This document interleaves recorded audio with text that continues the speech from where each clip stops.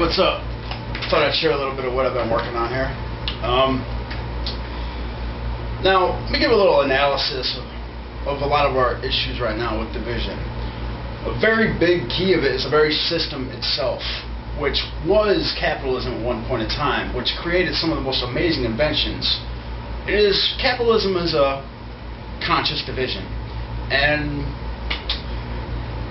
capitalism generally creates self-interest, which is why there is so much selfishness and a general lack of unity within our nation as a whole. Capitalism isn't a conscious division, but unfortunately everything Karl Marx said would come true is coming true, and we are almost in outright fascism right now, or an unconscious division, which is a double negative. Communism is definitely not much better as an unconscious unity, and I do have a solution to come, and that'll come. I call it a conscious unity, which is, I'm not going to get into that right now, but allow me to tell a story. This is my sermon on the couch. And I will strike down with a fury and vengeance upon thee, and you will know my name when I lay my philosophy upon the business who forgot what true business is supposed to be about, helping people. Alright, I was asking for artwork from someone, and I was met with demands to meet on the north side of town, despite the fact that I don't drive because I was stupid and got a DWI. I was met with extreme arrogance and demands from somebody who seemed to have forgotten what customer service is about and who paid his paycheck in the first place. He in turn said he was going to publicly humiliate me with some of the words posted on his website, and he was going to ask of public opinion of what to do with me after my wrath in response to some chilling words about how he was a perfect example of what is wrong with this nation and economy with superiority complex and arrogance. Now, this is just a perfect example of how foolish this idiot is, because a wise man makes his own decisions, and a fool follows public opinion. Now, this is absolute proof that I'm not perfect. You know, I still got this. I met an unbelievable lesson from this. Never meet wrath in response to arrogance or superiority complex. Unless you want to meet something, meet a lesson that you'll never forget. Which isn't always bad, but at the same time.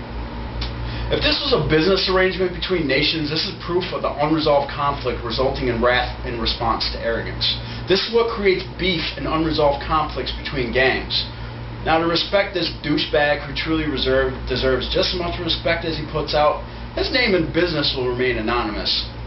Now, I really had sort of remorse that I sent some of my unfinished work to him, because it was unpublished and his character was completely full of himself and seemed vengeful by the response. But anyways, here's an after-action review of how you can handle when somebody is really arrogant. Don't meet it with wrath. It's better to appease the arrogance. Now, this is kind of an analysis of Christ's Sermon on the Mount. If someone steals your coat, give them your shirt. Do it with a big smile on your face. It's a subliminal insult to the conscious mind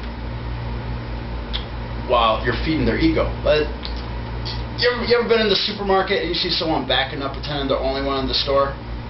Don't say excuse me, because they'd be loud and they wouldn't learn their lesson. What you do is you park the cart, pretend you're looking on the shelf, and they'll crash right into it. They'll realize, oh, I'm not the only one in the store. And then you go up to be like, I'm sorry for being in your way. I should be paying more attention. I am so sorry. Is there anything I could do for you? You're appeasing their ego while you're subliminally ripping them to shreds. But anyways, a specific lesson here in the business response. Next time, I will appease their arrogance by offering to meet on their terms and ask if there is anything required to meet their expectations, making sure to mention one will meet on their terms as a business. Because, you know, the business who gets their customers paying their check, you know, they should be calling the shots, right?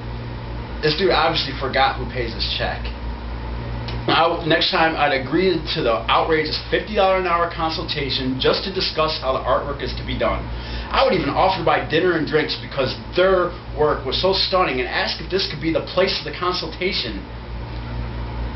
Then, the day of, purposely I would call off the day of the meet and say I found a better artist for a lesser price who didn't ask for anything for a consultation and was stunned to meet in person just because they were feeling my work.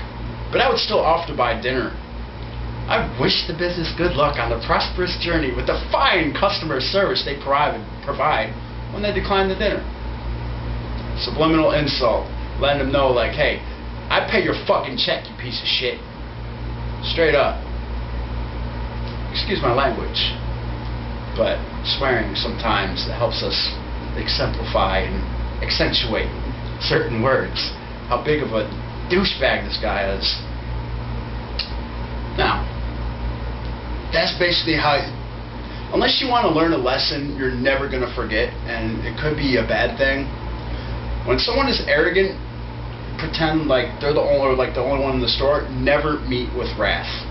Instead, it's better to send a subliminal insult while appeasing their arrogance consciously. It does what it's told, or it gets the hose again. It does what it's told, it gets hosed. It tried to control so much of itself it lost control.